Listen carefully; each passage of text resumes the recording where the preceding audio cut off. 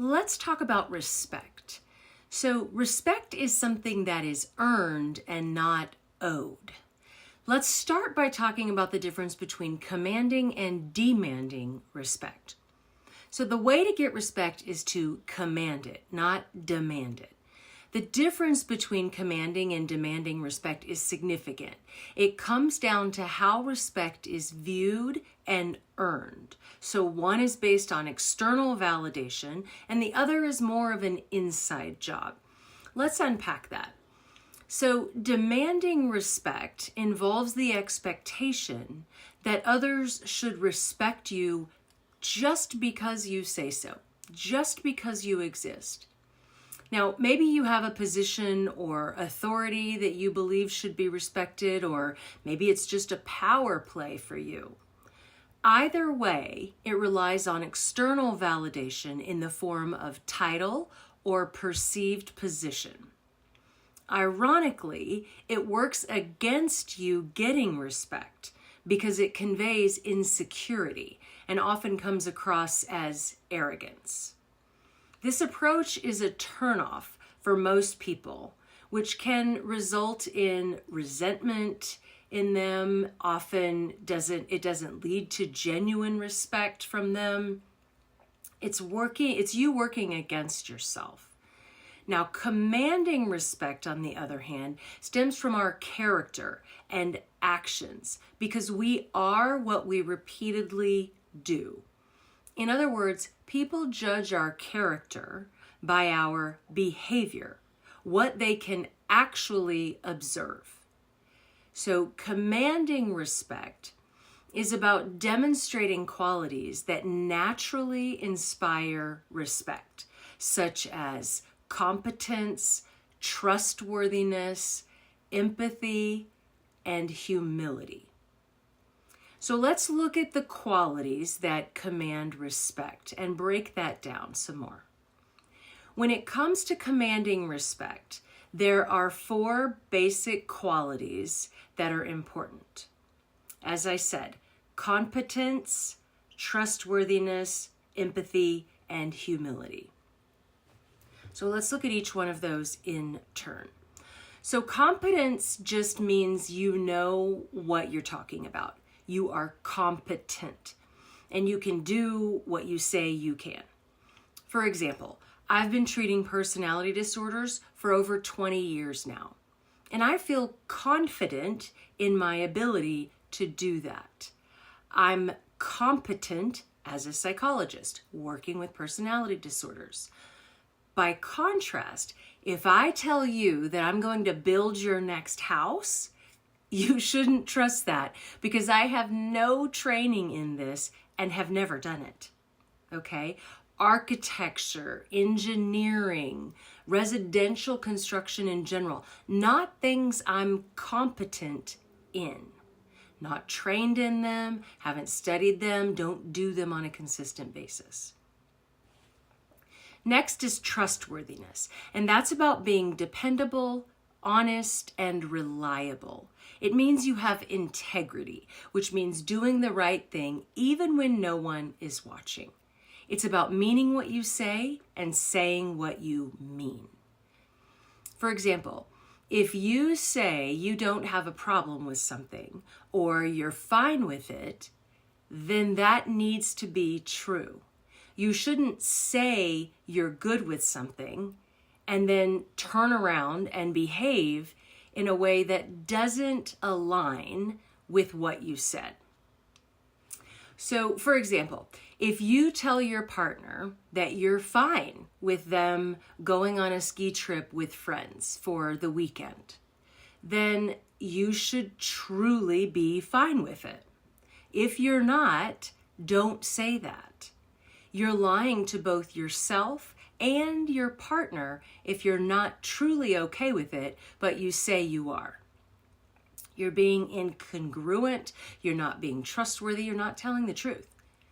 And if you're blowing up their phone while they're gone, or you harass them about going after they come back, You weren't truly fine with it. So you should have been honest about that from the jump. Share your concerns, hash it out, talk it out, but your words and actions must match.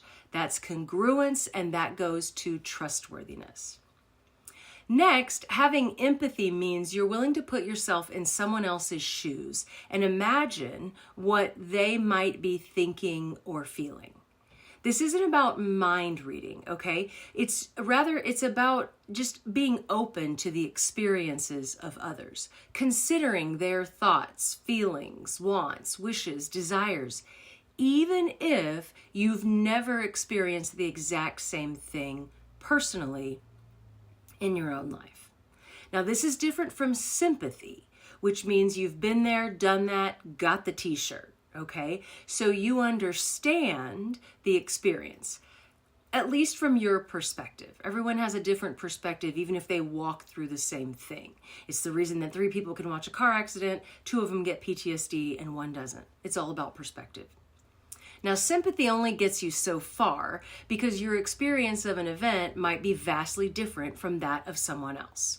It's the same reason that 2 people can go through the exact same thing and have 2 totally different outcomes, reactions, responses, like I said.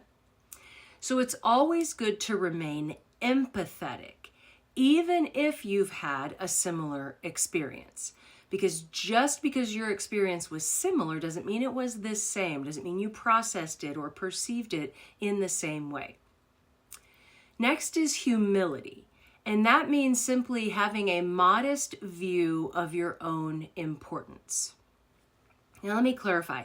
It doesn't mean that you choke on humble pie, okay? But it means that you can set your pride aside and be open to the influence of other people, including those who give you feedback about how to improve or how to do things differently. It doesn't mean you consistently take the advice of others or do what they want, but that you're willing to consider the input of other people. This means you really listen to what they're saying and take a good look inside to see what merits there are in it, where you might be able to incorporate feedback or make changes for the better. People are more likely to respect you if you show your humanity versus trying to be perfect or act as though you have it all figured out, you have everything together, you don't make mistakes. Humility includes being patient, which means you can tolerate challenges without getting angry or upset. It also means you're not judgmental and you're willing to apologize to and forgive others when needed. Commanding respect is a sign of strong leadership and personal character, and it fosters genuine admiration and loyalty. It's based on internal qualities, and the respect is more likely to be both authentic and freely given when it's commanded. Now, by contrast, you demand respect when you want it given to you regardless of your actions. You're trying to make decisions for other people. That generally doesn't work well. You command respect when your actions lead others to just give it to you freely. You're allowing other people to make their own decisions, assessments, evaluations. Okay? Commanding respect is much more effective and sustainable than demanding respect. True respect is earned through your actions versus insisted on regardless of them.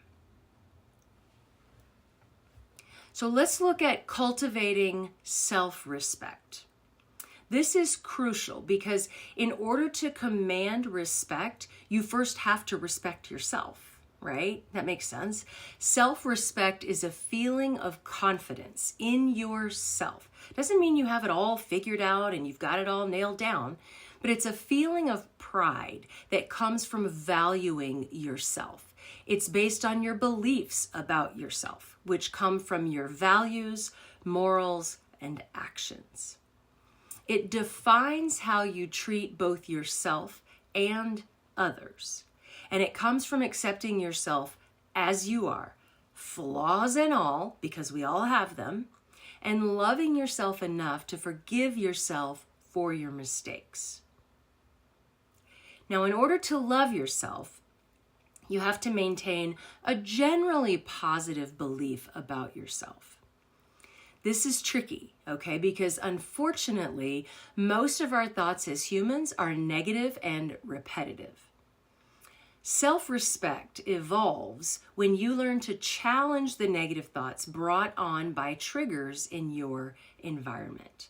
You have to eliminate the noise of negativity and maintain a degree of self-love that helps you hold yourself in unconditional positive regard. No matter what, you like and respect yourself. Now, if you need help with this, you can check out my course on overcoming negative automatic thoughts. Just head over to thepsychoeducationacademy.com and you can take that course for under $15.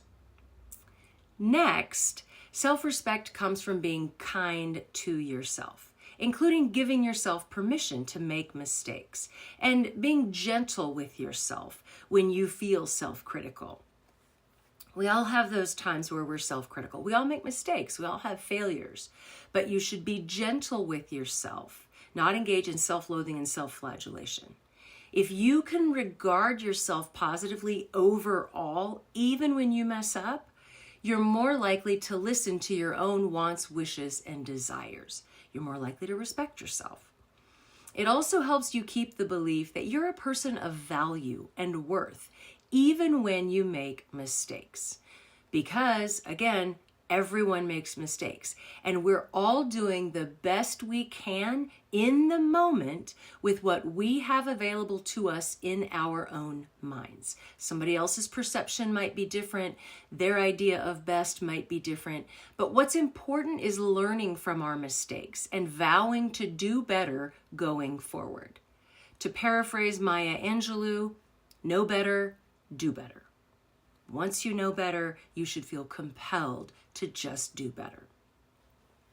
So self-respect is also brought about when we build positive, balanced relationships. Having healthy relationships with other people creates a supportive environment where you feel heard, valued, and accepted as you are, which increases your positive feelings about yourself. A healthy relationship can encourage you to try new things and develop personally, which contributes positively to how you feel about yourself.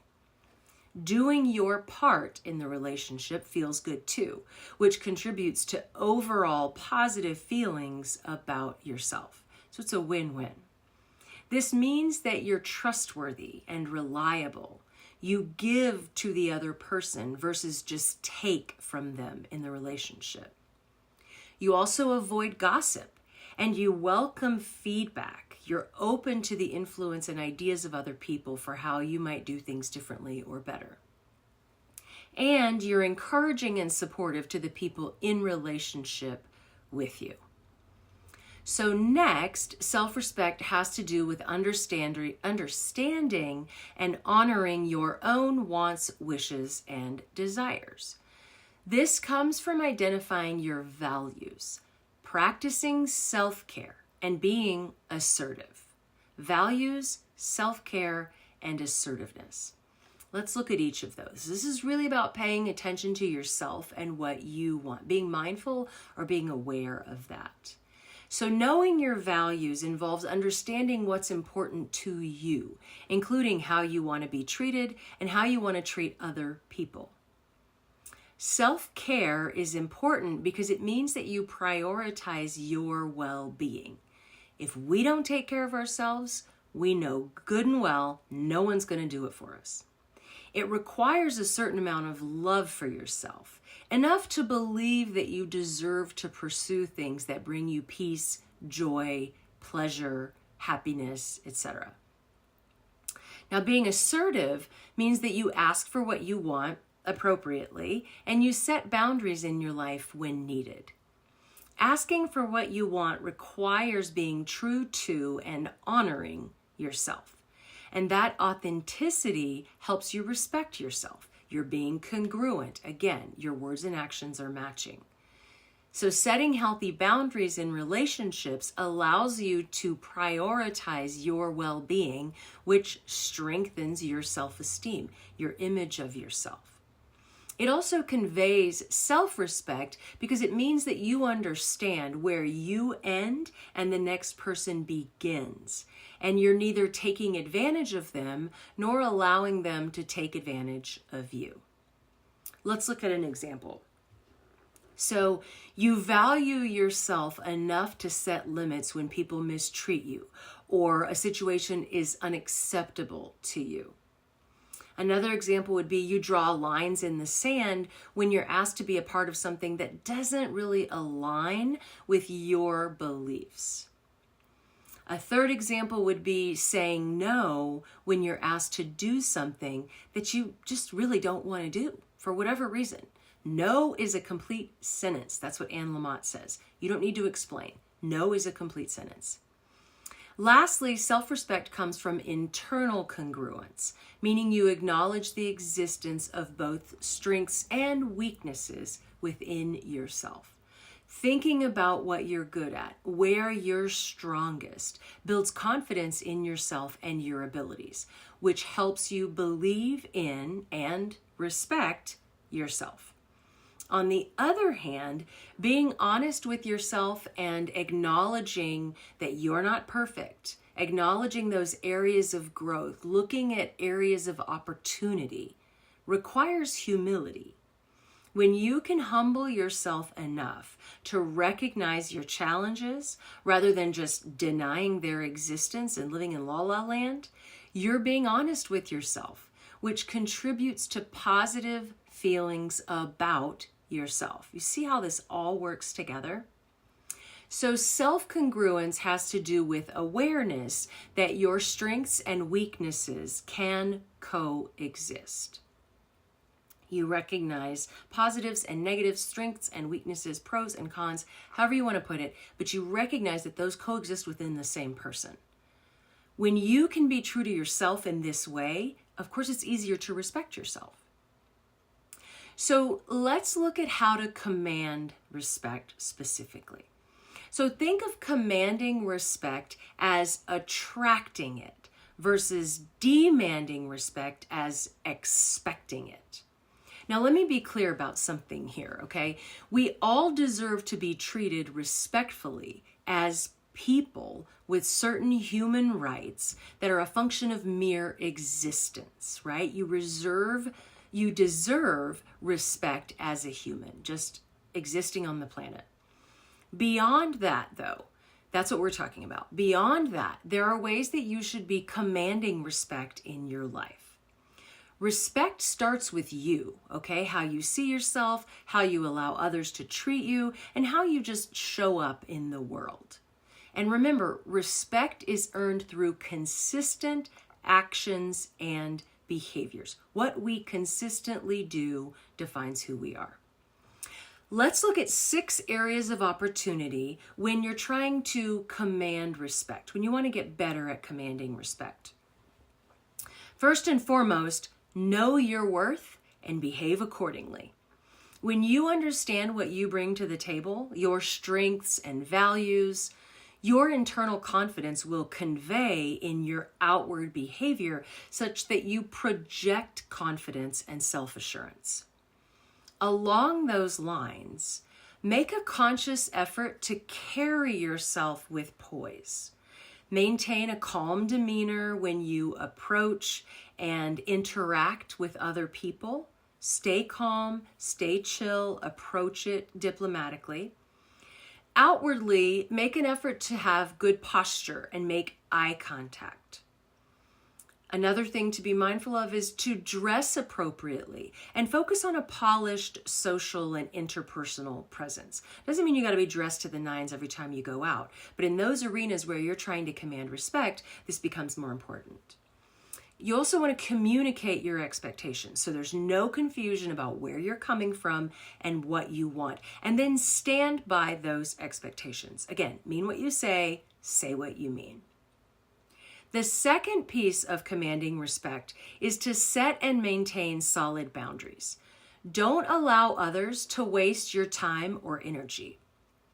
Be mindful of how much access you give people to you and ensure it's reciprocated with respect. People respect those who respect their own time, energy, and values. If someone crosses a line, address it immediately. Don't let it sit there and fester. Don't brood over it and let it grow into this much bigger thing than it needs to be. People learn how to treat you based on what you tolerate. And when you know your worth, you can set boundaries that are respectful of your time and energy, including drawing a line in the sand in the face of mistreatment. And when you say no, do it without guilt or over-explaining. Again, as Anne Lamott said, no is a complete sentence. If you struggle with this, I have some help for you. You can check out my course on the who, what, why, when, and where of boundaries over at thepsychoeducationacademy.com. People take cues from how you treat yourself, so make sure you're doing that well. They're going to watch you to see how to treat you. The third rule in commanding respect is to behave in honest and ethical ways. Be a person of your word. This means you build trust in the minds of others because your words and actions match. We're back to the importance of congruence. It means you keep your promises, you meet deadlines, you follow through on your commitments, whether they are big or small. This is with your children, with your other family members, with your coworkers, with your friends, whomever. You follow through on your commitments, you meet your deadlines, you're a person of your word. You want to focus also on being on time for your obligations because that alone conveys that you respect the time of others. Now, things happen and stuff derails us, pop a tire on the freeway, whatever, but generally work on being on time because when people know they can count on you, they respect you more. You're reliable, you're dependable. It also means you take responsibility for your mistakes, you make amends where needed, and you learn from your errors rather than beat yourself up about them. That degrades self-respect. The fourth strategy in commanding respect is to be an effective communicator. So this starts with active listening, where you pay attention to others when they're talking, which demonstrates that you value their input and opinions, even if you don't agree with them. It includes being mindful of nonverbal cues you may be giving and speaking clearly and respectfully as well. You want to share your thoughts calmly and confidently. It also means you're assertive and not aggressive. Those two are very different. If passive is on one end, aggressive is on the other, assertive kind of hovers above in the middle. Speak with intention, not arrogance, and don't apologize for having standards. If you don't stand for something, you'll fall for anything. Express your opinions and wants firmly, but without being snarky or hostile. Set your boundaries in a firm yet compassionate way. Again, kids, coworkers, neighbors, whomever, firm yet compassionate. Stay calm and composed under pressure or in the face of conflict. People respect those who can hold their own without losing control. How many times have you looked at someone who really kept it together in a difficult situation and you're like, wow, that's a baddie. That's amazing, right? So the fifth element of commanding respect is to increase your competence and expertise. This involves developing your skills such that you are continuously learning and improving. We grow and change and evolve until we die. Confidence comes from self-awareness, and respectable people are growing and changing for the better until they die. Otherwise, what's the point? Share your knowledge with others to help them grow as well. Don't keep it to yourself. Don't be a gatekeeper. Share that knowledge that can help other people. Be decisive without being impulsive or rash. Take the time to do your research, to make informed decisions, and then stand by them. Again, be a person of your word. You want to maintain a strong work ethic and deliver high quality work. No shamming out, okay? Own your talents, acknowledge the areas for growth, and avoid downplaying your value to make others feel comfortable. You shouldn't have to make yourself feel small so that others feel okay. The sixth crucial piece of commanding respect is to treat others with respect, right? Common sense. Be empathetic by trying to understand and acknowledge the feelings of others. Be courteous, be considerate, treat everyone with kindness, regardless of their position. No one is better or worse than anyone else. We all put our pants on one leg at a time, okay? And focus on positive interactions, avoiding negativity, blame, and gossip. Be empowering to others by inspiring, encouraging, and guiding them to success when you can. We're not on a planet of nearly 8 billion people to go it alone. Encourage other people and offer guidance if they're willing to have it. It's important to remember that respect is built over time. This is not an overnight sensation, okay? So consistency in your behavior is crucial. The more you insist on or demand respect, the less likely you are to get it. So behave in a way that attracts respect versus one that expects it. As you work on these things, remember that genuine respect comes from being true to yourself. So be authentic in your interactions. Don't try to be someone you're not. If you're consistently trying to be someone you're not, you need to hang around with other people and or get some help. And always remember that you get what you give. So make sure you give respect in order to get it. So those are all the ways to command versus demand respect. Important distinction, lots of ideas for how to command it. I want you to go out, give these a shot, give them a try, and let me know how it works for you. Have a great week.